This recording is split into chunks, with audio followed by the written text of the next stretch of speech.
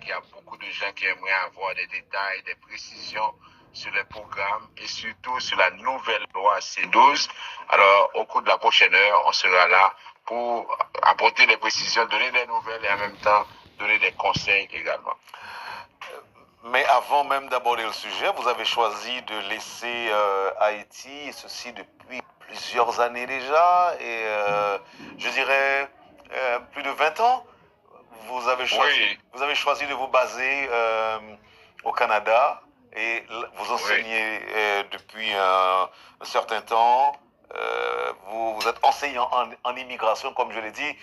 Et pourquoi avez-vous fait ce choix de laisser Haïti, professeur?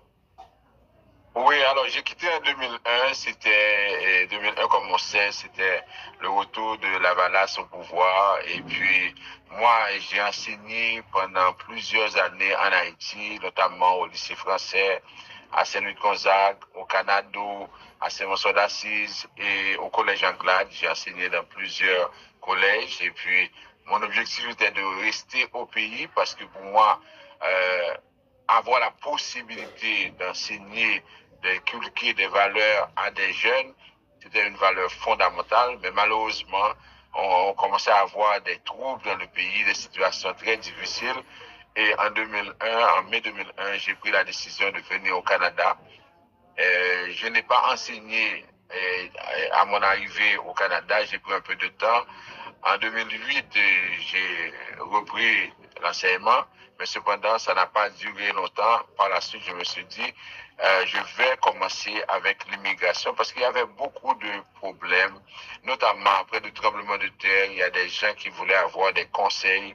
Et moi, je me suis dit, je vais être là pour leur donner leur juste, pour leur dire exactement comment ça fonctionne en immigration. Et d'où l'idée d'être enseignant en immigration. Mais ça implique quoi? Alors, je suis enseignant de profession, mais au niveau, je suis consultant en immigration au Canada. Alors, ça veut dire que je fais les deux parce que j'anime plusieurs émissions ici à Montréal et ces émissions-là sont rediffusées sur plusieurs stations en Haïti. D'abord, représenter les clients, mais en même temps, il y a un aspect d'enseignement, un aspect pour expliquer aux gens ce dont ils ont besoin, parce que ce qui arrive souvent, c'est que il y a de la désinformation, surtout en immigration au Canada. Dans les médias sociaux, un peu partout, on va raconter toutes sortes d'histoires, et cependant, ce n'est pas la réalité. Et à preuve, Wendell, depuis plusieurs mois, on dit qu'au Canada, il y a un programme spécial pour le mondial.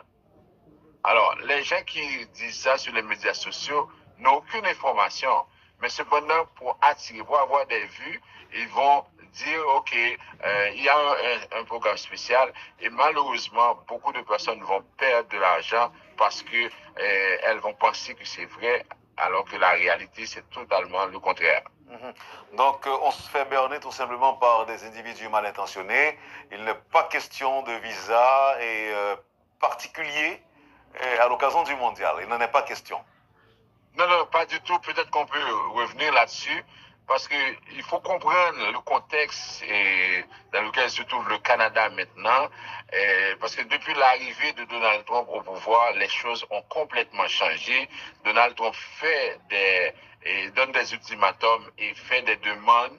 Et à ce moment-là, le Canada veut essayer de se positionner pour ne pas être victime, pour ne pas payer des amendes, parce qu'avec Donald Trump, ce sont des ultimatums. Et puis, dans les circonstances, le Canada va essayer d'aligner sa politique, surtout la politique d'immigration, sa politique migratoire, avec celle des États-Unis.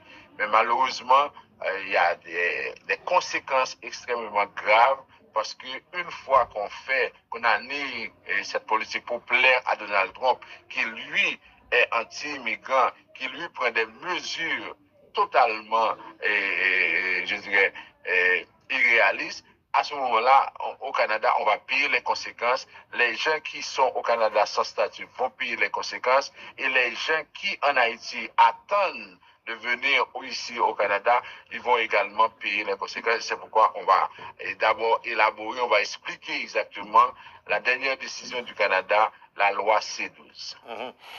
Ben, je croyais que chaque pays avait sa propre politique migratoire. Est-ce que le Canada était obligé d'emboîter le pas aux États-Unis? Oui, chaque pays a sa politique migratoire. Jusqu'à présent, le Canada a une politique migratoire.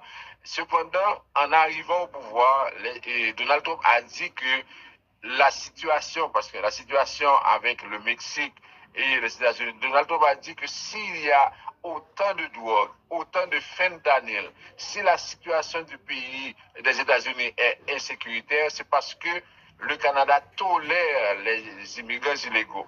Donald Trump a même dit qu'il y a des Indiens qui arrivent aux États-Unis en passant par le Canada. Alors si le Canada ne contrôle pas sa frontière, parce qu'on sait que depuis longtemps, Donald Trump a une phobie contre les gens qui arrivent du Mexique. Lui, il dit qu'il y a beaucoup de cartels de drogue, il y a beaucoup de personnes qui transitent, ce sont des criminels dans sa campagne. Il a dit que ce sont des criminels. On a même vu pendant la campagne, il a accusé les Haïtiens d'être des voleurs de chiens, d'être des mangeurs de chiens. Alors, on connaît sa rhétorique, on connaît son discours. Alors, à ce niveau-là, il a dit à McCartney, à l'époque c'était Justin Trudeau, Premier ministre, il a dit au Premier ministre du Canada, si vous voulez fonctionner avec nous, vous devez mettre de l'ordre au niveau de la frontière, parce qu'on a comme si assimilé les immigrants avec des dealers de drogue, avec des personnes, des criminels,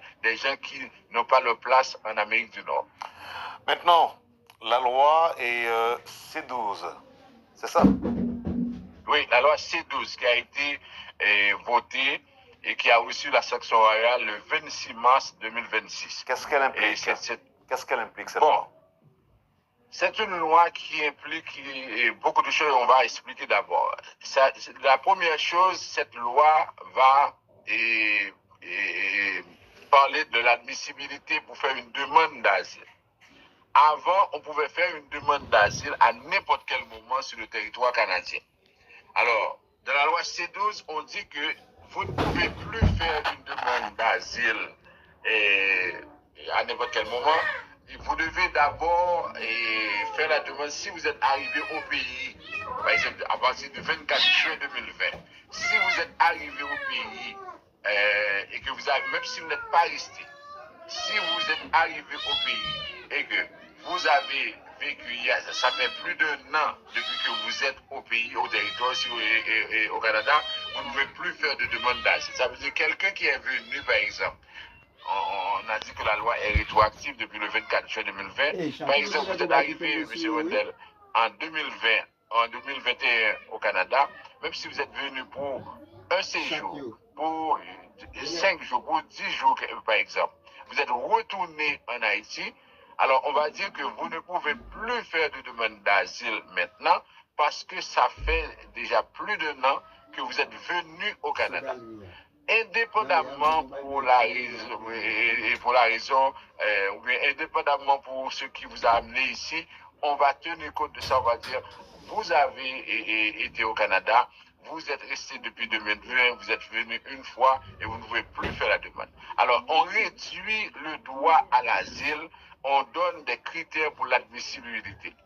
Et pour les gens qui étaient aux États-Unis, qui ne peuvent plus rester à cause des mesures de Donald Trump et contre le TPS, contre le programme Biden, alors on dit que si vous n'avez pas de proches au Canada, si vous ne pouvez pas passer officiellement par la frontière en fonction de l'entente sur les tiers pays sûrs, maintenant ce qui va se passer, vous allez, si vous passez par voie irrégulière, alors vous n'allez pas pouvoir faire votre demande d'asile. Alors on interdit à toute personne venant des États-Unis par voie irrégulière de faire une demande d'asile à partir du 26 mars 2026.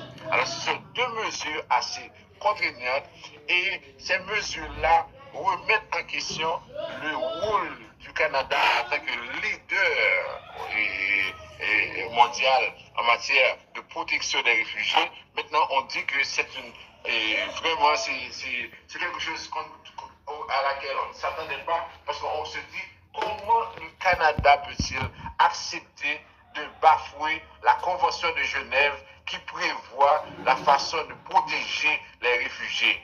Parce qu'on ne décide pas une fois qu'on a signé cette convention-là, on ne peut pas décider de faire n'importe quoi. On doit respecter cette convention qui dit à n'importe quel moment, on peut demander la protection.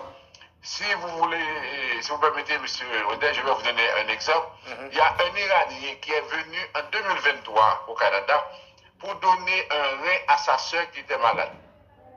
Il est venu en 2023, il est reparti parce qu'il n'avait pas de problème, il n'avait pas de crainte. En 2025, il revient au Canada pour faire une demande d'asile. On lui dit, vous ne pouvez pas faire la demande d'asile parce qu'en 2023, vous étiez au Canada et vous n'avez pas fait de demande d'asile. Alors, imaginez cet Iranien qui fait face à des problèmes maintenant, qui ne peut pas retourner en Iran et qui va voir sa demande jugée irrecevable parce qu'il était venu en 2023 donner un rein à sa soeur. Donc, est-ce que la mise en application de la loi C12 va entraîner la déportation massive de ressortissants étrangers en situation irrégulière? Oui, c'est une très bonne question et je prends le temps de vous expliquer ça parce que il y en a qui ont vu certains articles dans les journaux en Haïti qui ont appelé, qui m'ont dit apparemment le Canada va déporter beaucoup d'Haïtiens. Alors, une précision à apporter, c'est que cette loi ne concerne pas uniquement les Haïtiens. C'est une loi qui a été votée pour tout le monde, pour tous ceux qui font des demandes d'asile ici au Canada. Ce n'est pas une loi qui concerne uniquement les Haïtiens. Ça, c'est la première des choses.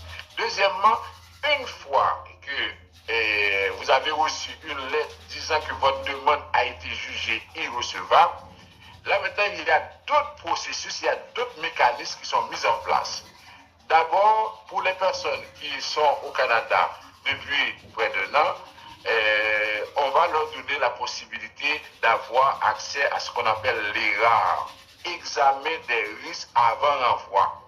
Ça, c'est un processus qui n'est pas aussi intéressant que celui de la commission de l'immigration qui traite les dossiers. C'est-à-dire que c'est un processus qui ne permet pas à beaucoup de personnes d'avoir accès à la protection. Alors, on va leur donner la possibilité de pouvoir expliquer pour quelles raisons ils ne peuvent pas retourner dans leur pays. Mais dans le cas d'Haïti, nous n'avons pas encore ce processus-là parce que actuellement, M. Rendel, il y a un souci administratif pour Haïti. On ne renvoie pas les Haïtiens en Haïti. Depuis 2018, la décision a été prise que la situation en Haïti est tellement chaotique, tellement difficile. Il y a certains qui vont même dire que Haïti, c'est la capitale du viol au niveau mondial. Il y a tellement de cas de viol en Haïti. Alors, le Canada a pris la précaution de ne pas renvoyer les Haïtiens en Haïti. Alors, quelqu'un qui est concerné par cette décision-là n'aura pas ERA tout de suite parce qu'on n'applique pas ERA si on n'a pas l'intention de renvoyer les gens à l'étranger dans leur pays. Alors, il y a Haïti, il y a l'Afghanistan, il y a le Venezuela, il y a le Congo. Ce sont des pays qui bénéficient soit de sursis administratifs ou bien de moratoires. Alors, c'est la première des choses, les Haïtiens ne sont pas concernés par des mesures de renvoi tout de suite. Deuxième chose, après le renvoi, ici, par exemple, on doit parler des Haïtiens uniquement, il faudrait qu'on enlève le souci, c'est la première des choses. Deuxièmement, les Haïtiens vont avoir droit au processus d'ERA. Et si maintenant ils n'ont pas une réponse positive, là maintenant on va parler de ça. Alors, dans le cas d'Haïti, on a encore un autre problème, il n'y a même pas de vol entre le Canada et Haïti. En général, pour commencer à enlever le souci, on doit rétablir la liaison Canada-Haïti au niveau aérien, parce que sinon, comment est-ce qu'on va renvoyer ces gens-là si on n'a pas de vol entre les deux pays? Maintenant, on estime à combien les gens qui sont concernés par cette loi? Oui, d'après ce que la ministre de l'Immigration avait déclaré au Parlement canadien la semaine dernière, on estime à peu près à 30 à 40 000 personnes qui pourraient être concernées. Là, on parle de personnes qui ont fait leur demande d'asile après le 3 juin 2025. Parce qu'on a déposé le projet de loi au Parlement le 3 juin 2025, on utilise cette date-là pour commencer à mettre les interdictions. Ça veut dire que 3 juin 2025, si vous êtes venu au Canada avant, ok, et c'est rétroactif jusqu'au 24 juin 2020, si la personne est venue au Canada avant, et on va dire que la personne ait fait une semaine, que la personne soit retournée, c'est pas ça le problème. Dès que la personne est venue au Canada. Et vous voyez que le Canada s'aligne sur la politique des États-Unis, mais aux États-Unis, on n'utilise pas la première entrée. Aux États-Unis, on utilise la dernière entrée. Contrairement aux États-Unis, le Canada va plus loin en matière restrictive. Le Canada parle de la première entrée à partir du 24 juin 2020.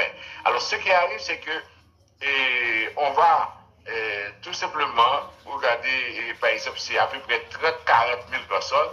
Il y a des personnes qui vont avoir accès à Iran tout de suite parce que les ressortissants de ces pays-là n'ont pas de suici administratif, n'ont pas de moratoire. Mais dans le cas d'Haïti, il faudrait, peut-être regarder que la situation en Haïti change vraiment, qu'il y ait moins de problèmes de sécurité, que les gens puissent commencer à circuler. Ça, c'est la première des choses. Deuxième des choses, qu'on rétablisse la liaison Montréal et Port-au-Prince, Montréal, Cap-Haïtien, qu'il y ait des vols aériens entre les États-Unis, entre le Canada et Haïti. Et troisièmement, on aura le processus d'ERA.